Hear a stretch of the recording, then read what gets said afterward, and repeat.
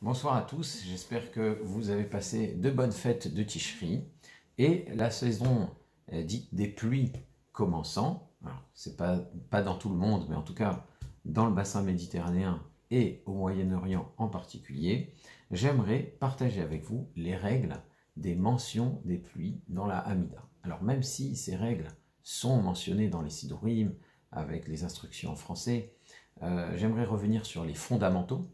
Qu'est-ce qui est à l'origine de ces règles-là, et évoquer aussi avec vous certaines situations spécifiques. Tout d'abord, il faut parler de deux mentions particulières. Il faut distinguer deux types de mentions. Et ces distinctions viennent de la Masechet Ta'anit, de la Gemara Masechet Ta'anit, le traité des jeûnes.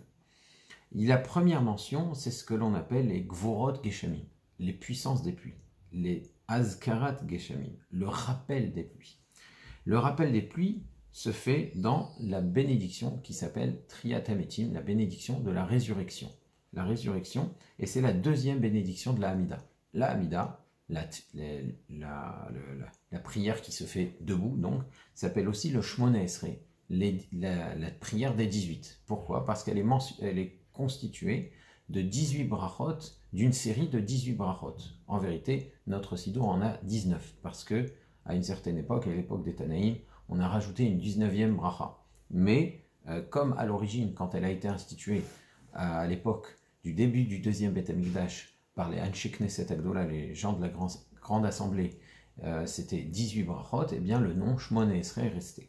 Et donc la deuxième de cette série de brachot, c'est la Triyat Hametim, la bracha de la résurrection. Or, dans cette bracha, de quoi on parle? On parle de la puissance d'Hachem, la puissance d'Hachem qui se manifeste dans la création. Il fait vivre, il donne la guérison, et les pluies, c'est une expression aussi de cette puissance-là. Les pluies font vivre aussi. Donc c'est dans cette bracha qu'on va rappeler la puissance des pluies, on va mentionner les pluies. Tu es puissant à jamais Hachem, Ata Gibor Le'olam Hachem, tu fais vivre les morts, Mechaye Metimata, Rav Lehoshi, tu délivres, Mashivaru Ahomorida Geshem, ça va être la mention qu'on va rajouter dans cette bracha à partir du début de la saison des pluies. Tu fais souffler le vent, Mashivaru en appuyant sur le shin, Homorida Geshem, et qui fait tomber la pluie. Alors à partir de quand on rajoute cette mention-là? Ça veut dire quoi au début de la saison? Est-ce qu'il y a un moment précis dans le calendrier? Eh bien, ce qui ressort de la Masechet Ta'anit, c'est que si on devait suivre la saison, on aurait dû commencer à rappeler les pluies à partir du début de la fête de Sukkot. Le 15 Tishrei, c'est à peu près le début de la saison automnale. Seulement, on ne le fait pas. On ne le fait pas non plus le reste de l'été. Et même si c'est un débat entre les Tanaïm, il y a des Tanaïm qui pensent qu'effectivement, pendant Sukkot, on devrait déjà dire Mashivaru Ahomorida Geshem. Mais ce qui a été conclu par la Gemara et par la Halacha, c'est que on ne peut pas rappeler les pluies pendant Sukkot, pas plus que pendant le reste de l'été, comme on l'a dit, parce que de la même manière que pendant l'été, les pluies peuvent causer des désagréments et peuvent abîmer les moissons, et ça peut effectivement constituer une plaie parfois même. Donc il n'est pas correct de rappeler quelque chose qui est négatif. On dit que la pluie c'est un siman klala, c'est une plaie pendant l'été. C'est une plaie pendant l'été, ça peut causer des catastrophes même. Donc on ne dit surtout pas Mashivaruach pendant tout l'été. Et au Morida Geshem surtout. On ne dit pas qui fait tomber la pluie pendant l'été. On ne le dit pas non plus pendant Sukkot. Pourquoi? Parce que pendant Sukkot, là aussi, la pluie pose problème. S'il pleut pendant Sukkot, eh bien on ne peut pas s'installer dans la soukha. On est privé, entre guillemets, de cette mitzvah de pouvoir s'installer dans la soukha. On ne s'installe pas dans un endroit où il y a de l'eau qui tombe.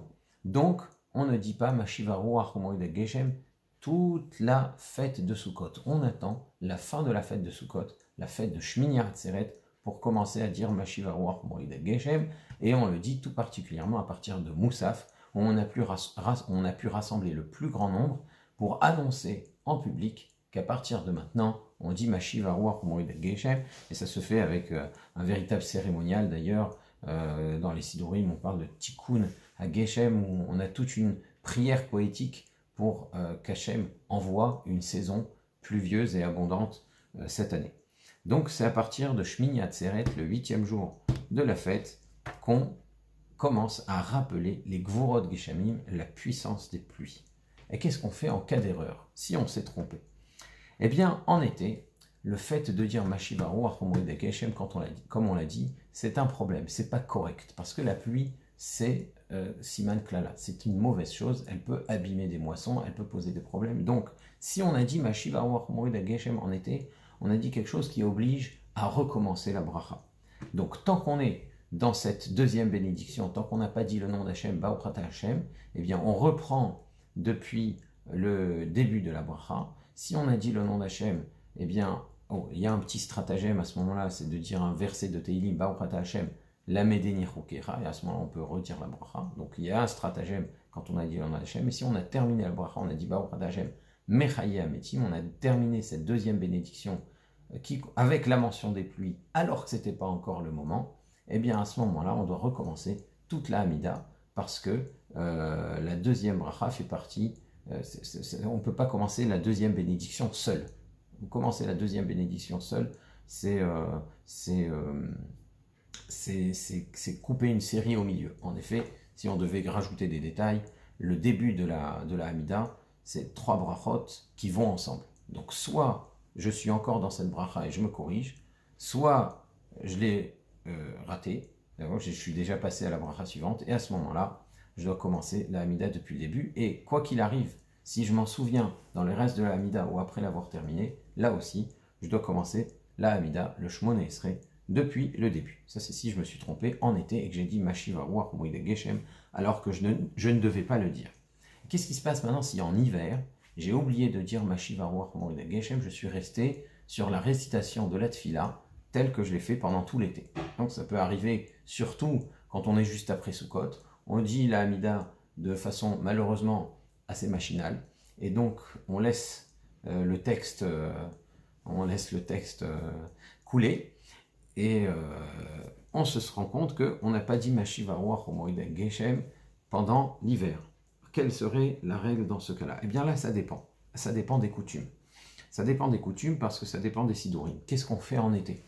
Chez les Sfaradim, dans le sidour Nusach Sefarad, eh bien, en été, quand il n'y a pas la mention de Mashiva Ruach Moed Geshem, il y a une autre mention qui est celle de Morid Hatal, qui fait tomber la rosée. La rosée, c'est toujours bien.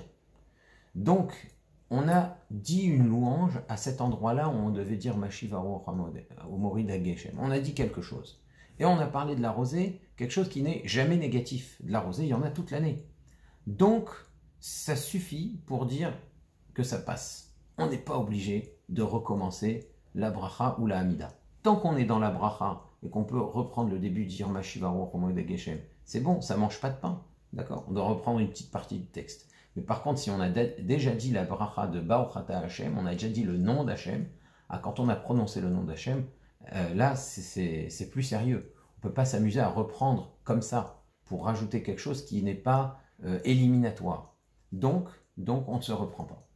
Quand on a dit Morid Hatal et qu'on a terminé la bracha, et a fortiori quand on est encore plus avancé dans la Hamida, ou qu'on l'a déjà terminé, et qu'on se dit oh, « j'ai pas dit Mashiva Ruach Moed Geshem, j'ai dit Morid Hatal comme je l'ai fait tout l'été », eh bien, dans le Nosar Sefarad, il n'est pas nécessaire de se reprendre. En revanche, ce que dit le Mishnah Berurah, en revanche, dans le Nosar Ashkenaz, là, c'est différent. Parce que dans le Nosar Ashkenaz, à la place de Mashiva Ruach Moed Geshem, en été, eh bien, tout simplement, il n'y a aucune autre mention.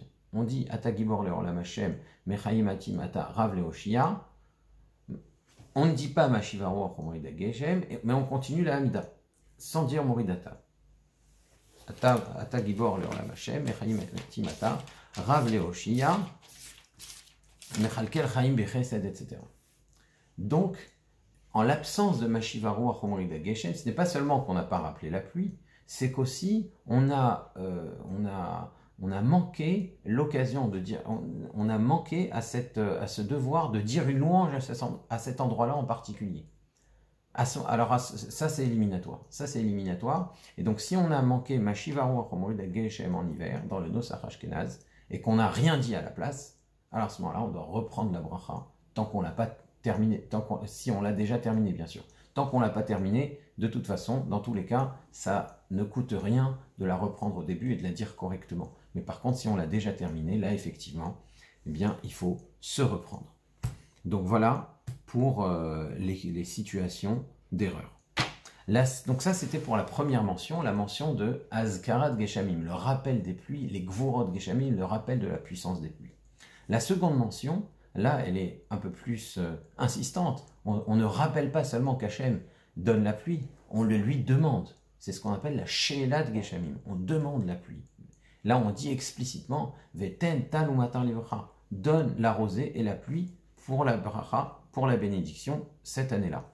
Alors, dans le Sidour Ashkenaz, quand on demande la pluie, c'est exactement le même texte de ce qu'on appelle la Birkat Hachamim, donc dans une bracha ultérieure, d'accord? C'est pas la même bénédiction, c'est pas la troisième, c'est la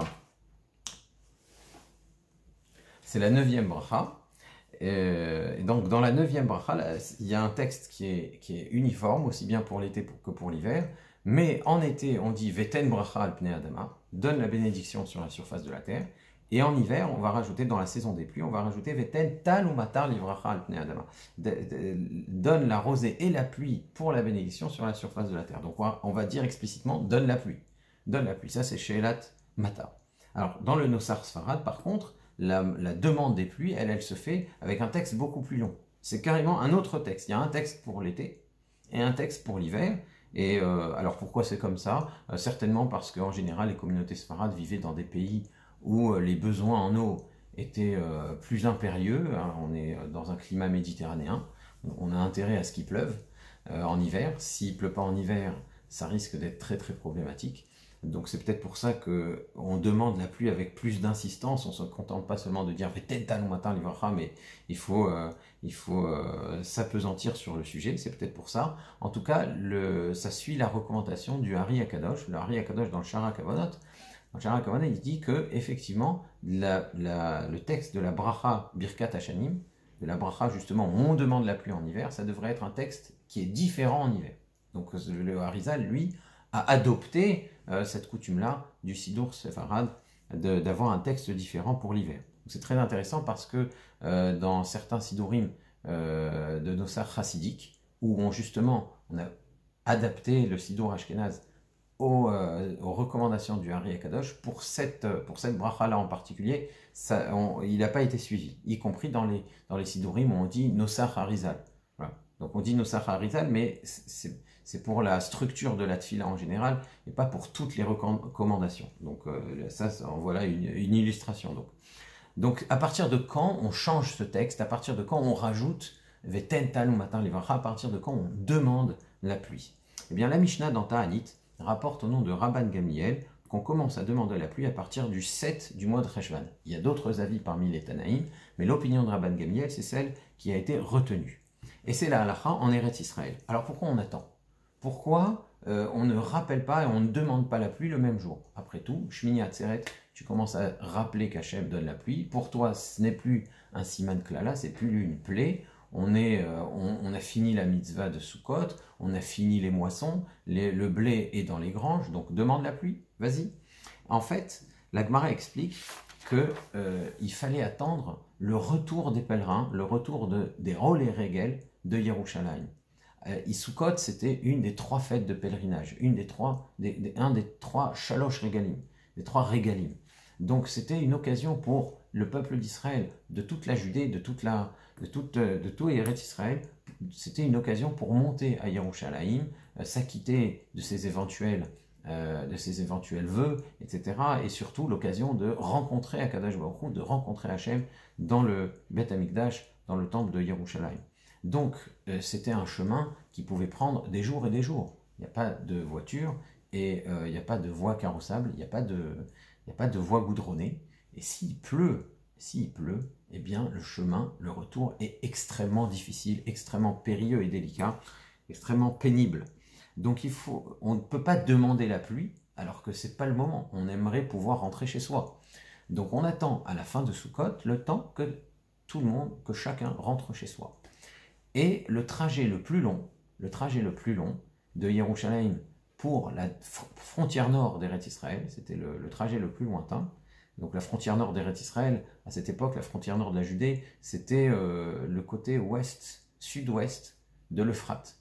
C'est quand même assez lointain. Vous voyez, ça prenait quelque chose comme 2 semaines à peu près de trajet, puisqu'on attend du 22 Tishrei, 22 Tishrei c'est le jour de Shmini Atzeret, jusqu'au 7 Rejvan pour demander les pluies. Au 7 Rejvan, on sait que celui qui habite sur les rives de l'Euphrate, en Eretz Israël, sur les rives de l'Euphrate, donc la frontière nord d'Eretz Israël, il est rentré chez lui. Donc le trajet nécessitant des voies sèches, des chemins secs, eh bien, il ne fallait pas demander la pluie avant le 7 Rejvan. Donc ça, c'est la règle en Eretz Israël. Il faut savoir que cette règle, elle ne s'applique pas seulement dans l'Eretz Israël halachique. Elle s'applique aussi dans tous les alentours d'Eretz Israël qui ont à peu près le même climat. C'est le Liban, c'est le Negev, une partie de la Jordanie, etc. Donc toutes ces régions-là sont Ever à Yarden. De ces régions-là, quelqu'un qui se trouve là-bas et qui habite là-bas pour une raison XY, eh bien, il commence à demander la pluie, à dire Veten Talon Matar Livra à partir du 7 Rejvan. Mais ce n'est pas le cas partout. C'est qu'en Eretz Israël qu'on demande à partir du 7 Rejvan. En effet, en Babylonie, la Gemara précise là-bas dans la Sechet Taranit, qu'en Babylonie, on attend pour demander les pluies beaucoup plus tard. On va attendre le 60 jours après la Tkoufa. Alors qu'est-ce que ça veut dire 60 jours après la Tkoufa? Qu'est-ce que c'est la Tkoufa? Eh bien, tout simplement, la Tkoufa, c'est la saison. Le calendrier solaire compte, l'année solaire compte 4 saisons, on le sait, 4 saisons, 4 périodes. Une Koufa, ça veut dire une période. Quand on désigne une Tkoufa dans la halakha, on désigne justement les 4 saisons. On désigne une saison. Il y a ce qu'on appelle le printemps. Il y a la Tkoufa de Nissan, c'est le printemps. La Tkoufa du mois de Nissan, Nissan c'est le Chodesh Aviv, c'est le mois du printemps. Vous avez la Tkoufa de Tammuz, eh bien c'est le plein été. Tammuz c'est le mois le plus chaud. Vous avez enfin la Tkoufa de Tishrei, c'est l'automne. C'est la fin de l'été, le début de l'automne, c'est Tishrei. Et enfin l'hiver à proprement parler, c'est Tkoufa Tevet. Ça c'est vraiment l'hiver avancé. Et donc en Babylonie, et c'était la même chose aussi en Égypte, en Babylonie, il n'y avait pas besoin d'autant de pluie qu'en Eretz Israël. Eretz Israël, c'est une ville, c'est un pays montagneux qui dépend beaucoup des précipitations, il n'y a pas de grands fleuves à proximité, et donc on dépend beaucoup des pluies. Donc c'est à partir du 7 Rejvan déjà qu'on demande des pluies. Dès que c'est possible, dès que tout le monde est rentré à la maison, il faut demander les pluies. En Babylonie, en Bavel, dans la diaspora, donc dans la Gola, comme on dit dans la Gemara, eh bien, on bénéficie de la présence de grands fleuves dans la région. On est dans le croissant fertile, on est entre l'Euphrate et le Tigre. En Égypte, on a le Nil. Donc, on est moins dépendant des précipitations, on est moins dépendant des pluies. Et donc, on peut demander les pluies beaucoup plus tard. Et donc, on demande 60 jours après le début de la saison de Tishri. Mais la saison de Tishri ne dépend pas du calendrier avec les mois lunaires.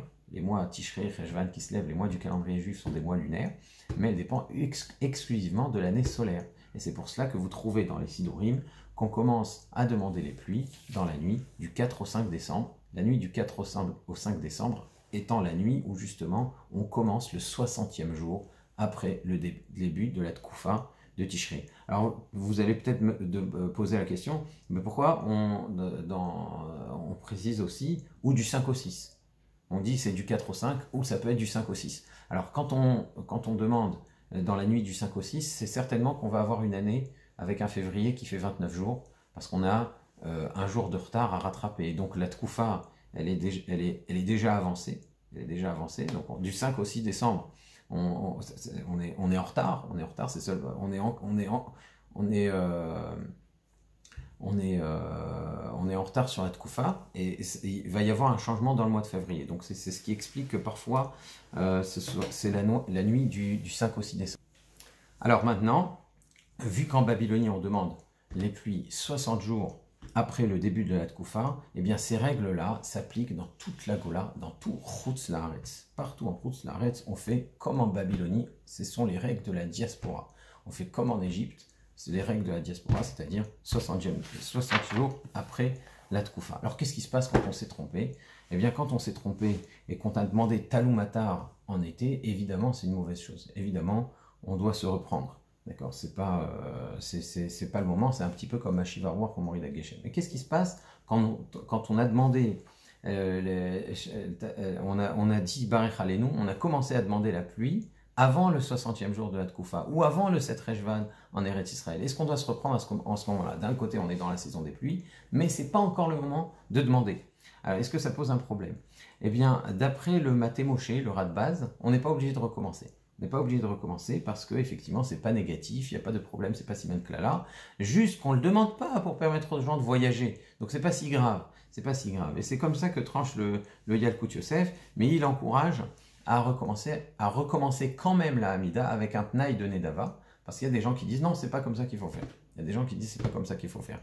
Donc pour tenir compte de ces avis-là, c'est bien de recommencer. Cela dit, il y a Nachmanide pense du moment où il n'y a plus de Beth Amikdash, il n'y a plus de pèlerinage, il n'y a plus de Olé Regel, donc on peut demander même après Sukkot, on devrait demander même après Sukkot. On ne suit pas le Ramban parce que les pèlerinages se poursuivaient même après la destruction du Beth Amikdash. Mais bon, il y a des avis qui pensent qu'on devrait commencer juste après Sukkot.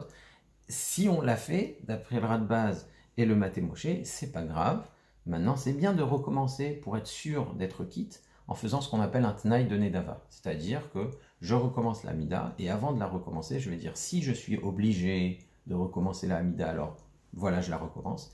Et si ce n'est pas obligatoire, et qu'en fait je me suis déjà acquitté de mon obligation de dire la Hamida, eh bien c'est une Hamida cadeau, parce qu'on a le droit de dire une Hamida cadeau. Donc ça c'est l'opinion du Yalkut Yosef. Le Mishnah Bora, lui, il dit d'office, il faut recommencer. Il faut recommencer, mais il recommande lui aussi de faire le Tnaï de Neva. Donc en conclusion, si on s'est trompé et qu'on a demandé Barech Aleinu, Veten Talou Matar Livracha, on a demandé les pluies un peu trop tôt, avant le 7 Rejvan en Eretz Israël, ou avant le 60e jour de la Tkoufa, la nuit du 4 au 5 décembre en Chutz Laaretz, eh bien on recommence avec un Tnaï de Nedava. Voilà, la prochaine fois, Be'ezrat Hashem, on parlera de ce qui se fait dans l'hémisphère sud et de ce qui se passe si on voyage pendant cette période de Chutz Laaretz en Eretz Israël. Je ne demande pas la pluie, j'arrive en Israël, ils demandent déjà la pluie. Qu'est-ce que je fais? Comment on s'en sort dans ces cas-là? Allez, au revoir.